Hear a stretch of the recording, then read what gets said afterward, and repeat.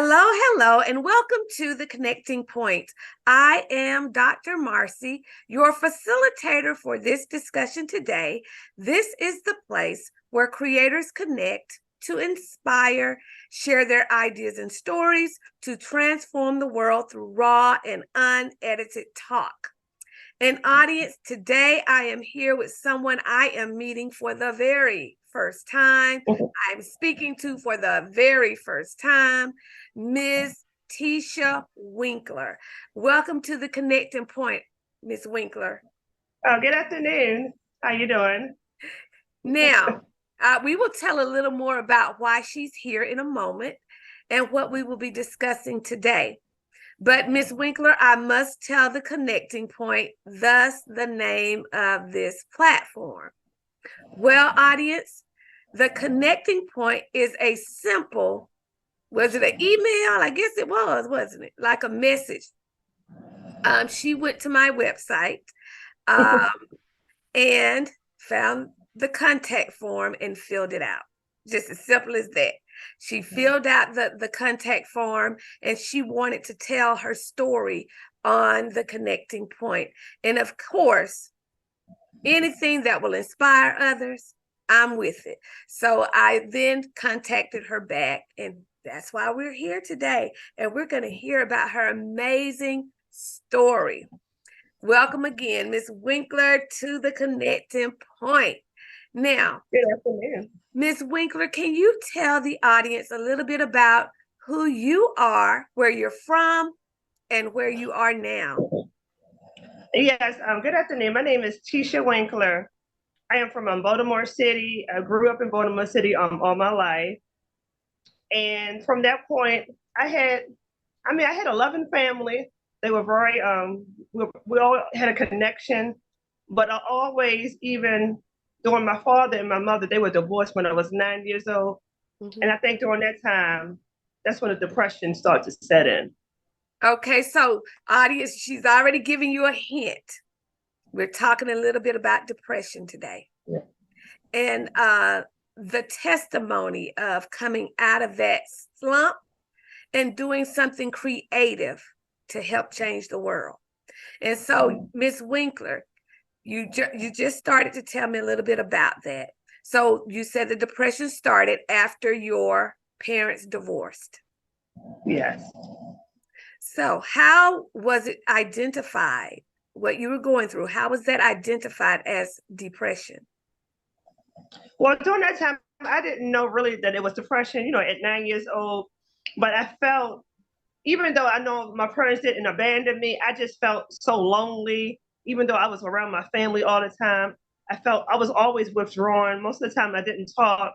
And even during that time, I had speech difficulties. So I had a speech therapist for like 5 years for anxiety. Mm-hmm, So I don't know if that really caused a lot of problems in my life as a child with all the anxiety, because I still suffer from anxiety now. mm-hmm, mm-hmm. Well, what steps did you take to come out of that depression? Well, when I turned like 15 years old, during that time, I tried to commit suicide. I took a lot of pills, and I wasn't successful because I'm still here. That's right. That's right. Yeah, but thank God for that. And during that time, I was going to like different therapists. They had signed me up for like different therapists, and they wanted to put me on depression medication. And they never did. I never did get on medication until I was like 18 years old. But during that time, I was in denial. I said, I don't need no pills. I'm good. Mm-hmm, mm-hmm. So for all those years, I cried myself to sleep mostly every night. Wow. Yes. So the some of the signs you were seeing, the main one was crying a lot. Yes. Were there any other indications of depression that let you know something's not right other than crying? Some days I didn't want to get out of my bed. Mm. Some days my friends would call me, I would lash out on them. I mean, it was so bad. I like, please leave me alone. I just didn't want to talk to nobody. I would withdraw myself from my friends and family. And sometimes I will say, even though I'm older now, I wasn't a nice person to be around at that time. Mm-hmm. Yes. Well, did your mother or father pick up on that? Even though they were divorced, I know you were still around them. Yes. Did they pick up on any of these signs? Yes, my mother, I mean, God bless her soul, she passed away 5 years ago. She used to tell me, girl, lift yourself up and be happy. It was like she really like looked past the part that I was depressed, and she just wanted me just to cheer up and just go about my life. But it wasn't that easy. It wasn't that easy. No, it wasn't. And I imagine being a child going through this, you really didn't know what to do. Yes. Okay. So you say you never took medication. Is that what you said? No, during Or you that can't time, you got it at 18. That's what it was. At 18, but I wasn't taking it regularly.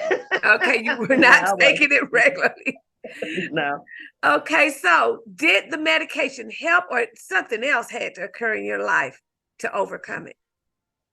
Actually, the medication during that time did not help at all. And because I wasn't taking it, I used to take it like once a month. And And why throw the weren't rest you of the taking pills. it? Why weren't you taking it?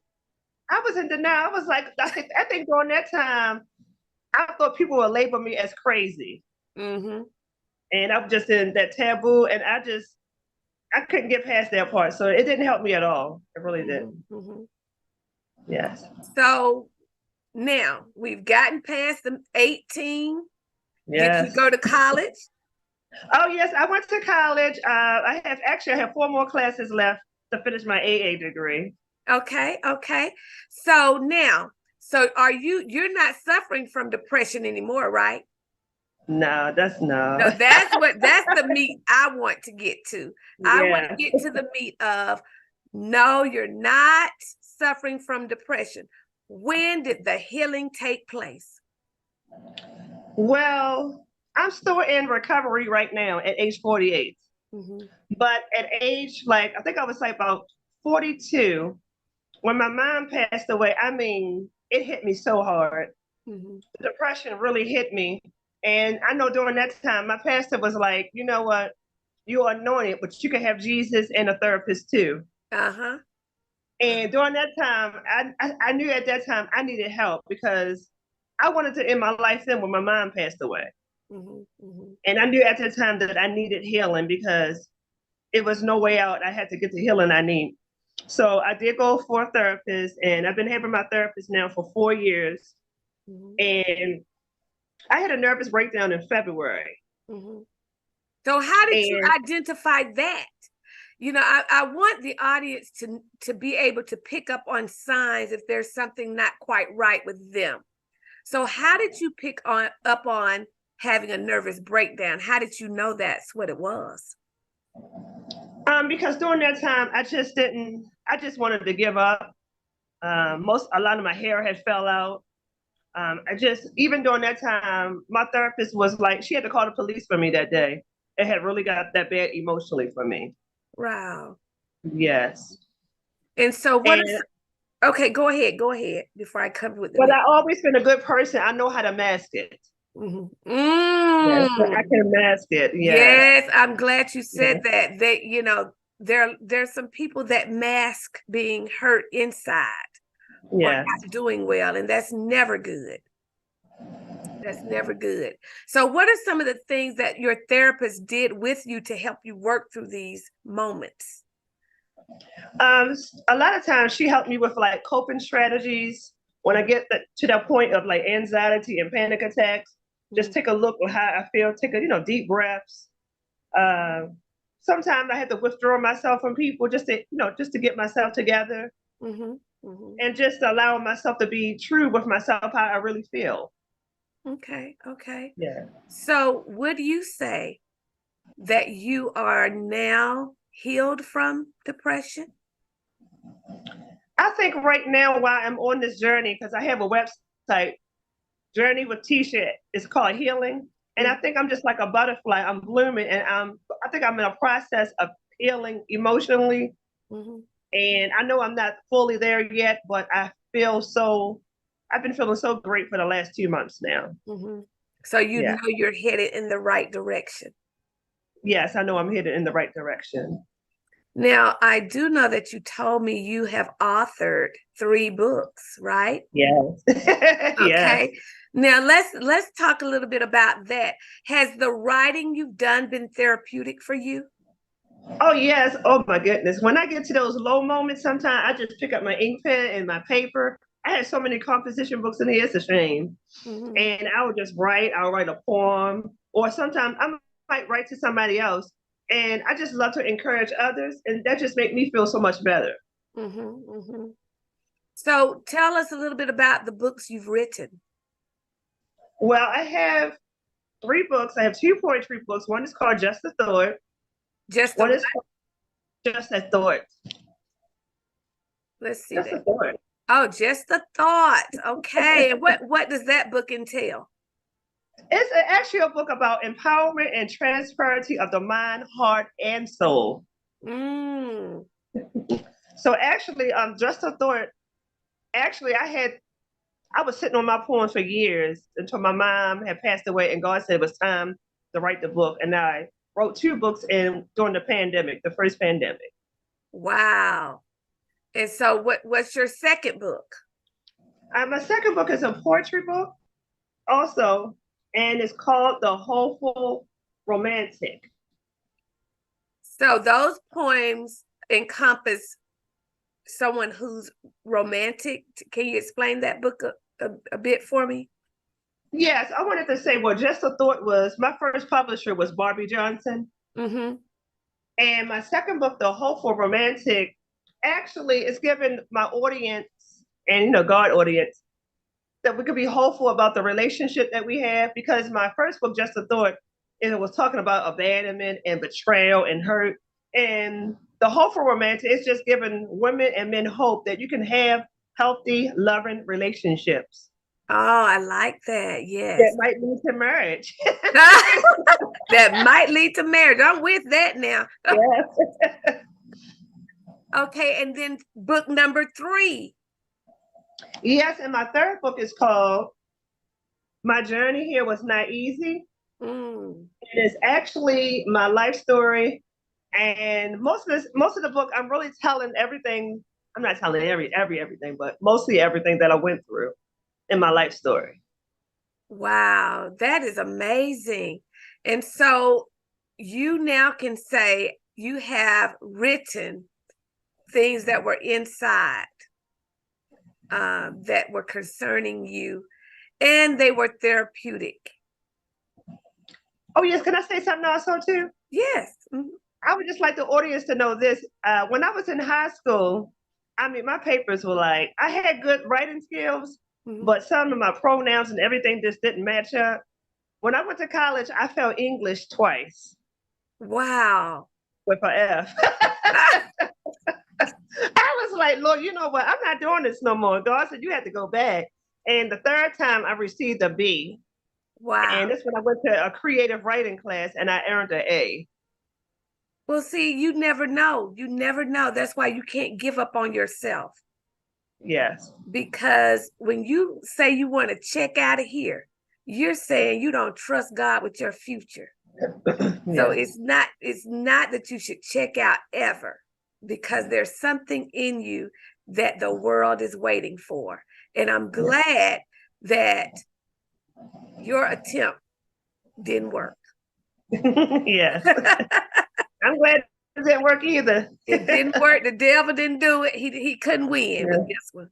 So can you tell me a little bit about is how do you feel about writing? Is that your calling, or what is your purpose?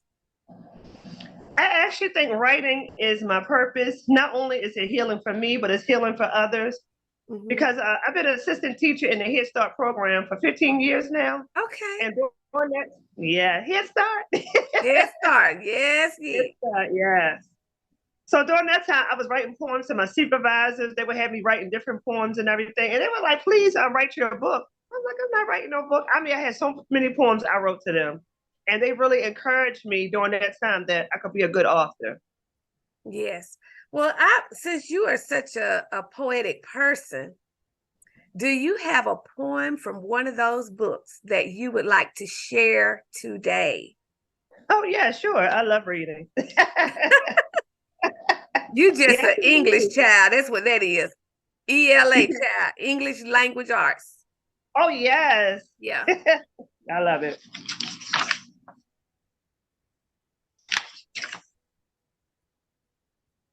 Yes, I have one. Okay.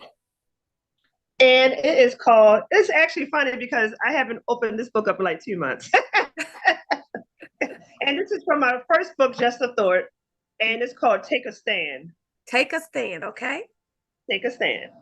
We must take a stand against all the violence in our nation and come together as God's creation. No longer will we sit and complain, knowing there are souls to gain. Let's not grumble about the different situations, but be proud of this great nation. God has called us to walk bold in Christ. All who were bought with a price. We are called to set the captives free. In turn, they will bow to him on bended knee. From the chains of bondage, they will flee. When at last the glory of God all will see. This generation needs people of faith to stand in the gap, praying for the human race, crying out before God's face, presenting the whole world's case. We will take a stand against the violence that is killing our brothers in the nation, for they are our relatives in relation. We must be prepared to roll up our sleeves and fight, for God is with us. Everything will be all right. Listen to what God has to say about the accomplishments for this day. We should be in constant prayer for each other, walking together as sister and brother. And this was called Take a Stand. Take a stand. I like that. Take a stand. And that is so true. We do have to take a stand. Like John Lewis said, fight the good fight. Get in there and Yeah. fight. They might not like you. It Yeah. might not feel good, but get in some good trouble. Yeah, good trouble. Good trouble. That's what John Lewis said. Good trouble. Now, can you before we end this, is there anything else you would like to share with our audience today?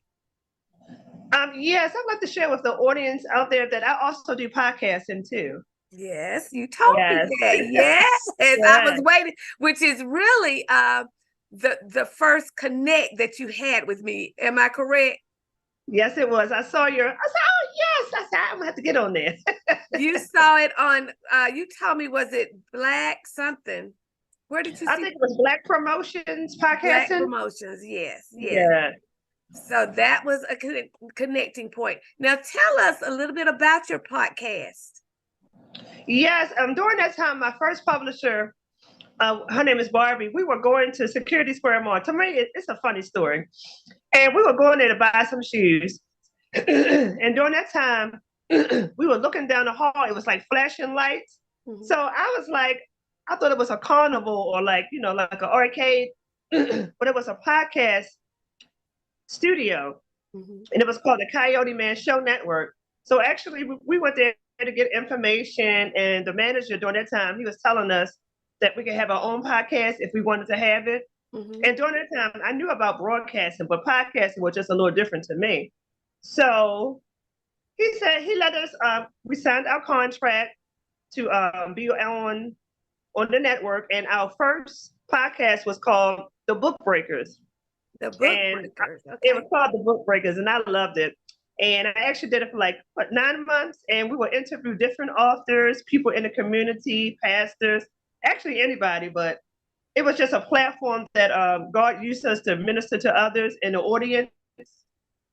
And during that time, I went on the second podcast called What a Difference a Day Make with Pastor Robert Rolock, and I was his co-host. Mm-hmm. And we did the same thing, but it was a little different. We did more podcasting on trauma, healing, and bringing on like different ministers and people in the community. Mm-hmm. Mm-hmm. During that time, God opened up another door that God allowed me to host, and it was two other hosts with me now, and they're teenagers, and it's called Save the Youth podcast on the Coyote Man Show Network. Save the Youth. Save the Youth. Mm-hmm. And, I work with children, so I love it. Listen, I'm since this is my first meeting with you, I am listening. Yes. And I'm discerning something, but I'll tell you about it after this episode. Yeah. But I think that is wonderful. That is wonderful that you're doing something with your creativity to help grow the community.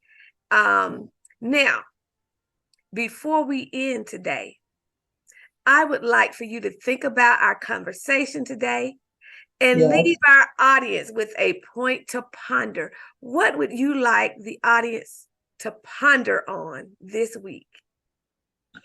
I would like your audience to ponder on never to give up, never to quit, because just like me and others, if I would have tried to because I was trying to kill myself in February. Mm-hmm. If I would have did that, it's so many miracles that I would have just left behind on this earth and the gifts that God has given me and others. So we never know what God has inside of us. We just have to push through the pain. That's right. Push through it, because God put everybody here for a purpose. Everybody is significant. Yes. So don't check out on your significance, because the world is waiting on you. Amen. Everybody has some type of issue they can solve with the gifts God has placed in them. So I like that. Point to ponder. Did y'all get that, audience? I hope so. Now, Miss Winkler, I thank you so much for coming to share with us your story today. And I know that it will inspire someone to not give up, to go get help if you need it. There is nothing wrong with seeking out and getting the help you need mentally, physically, emotionally. And just like your pastor told you, you can be anointed and you can get a help from a doctor. Yes. Okay. It's not a bad thing. It's a good thing to take care of your well-being and your mind. Your mind is very important. So I thank you for sharing today. Now, Miss Winkler, how can someone contact you to receive one of those books you have, and give us also how we can get to your podcast? Oh, yes. To order a copy of my book, Just a Thought, my first book, actually it's not on Amazon yet. I just buy copies for that book. But for The Hopeful Romantic and My Journey Is Not Easy, my journey here was not easy. It's available on Amazon.com. Okay, can you hold those two books up again? Yeah, sure. So people can see the face of it. The Hopeful Romantic. Mm-hmm. And My Journey Here Was Not Easy. My Journey Here Was Not Easy, which is a testimonial. It's a testimonial. Yes. They're both available, and the ebook is available on Amazon.com. Amazon.com, okay? Now, what about the podcast? Oh, yes. My name is Tisha Winkler, and the Save the Youth podcast, it comes on the Coyote Man Show Network at 12:30 on Saturdays. So you can actually download the app, coyoteman.com, the Coyote Man Show Network. You can download that on like your game, your Apple Store, and like Google Apple Store. Apple Store, you can download it on that, and we're also on Facebook too. Okay, now you're in Baltimore, Maryland. Yes, I'm in Baltimore City. Baltimore City, okay. Audience, did y'all hear that? Yes, let's go support Miss Winkler in what she's doing. And again, Miss Winkler, I say thank you for coming to share today your story that will inspire someone. Now, like I say every week, if you would like to be a part of this discussion, reach out to me at drmarcyts@gmail.com. Or you can join a group on Facebook called the Connecting Point for Creators Group. It's just a point of networking, promoting, and daily inspiration. If you would like to be a part of that group, all you got to do is send an invite to join. And we would love to, a request to join, and we would love to have you.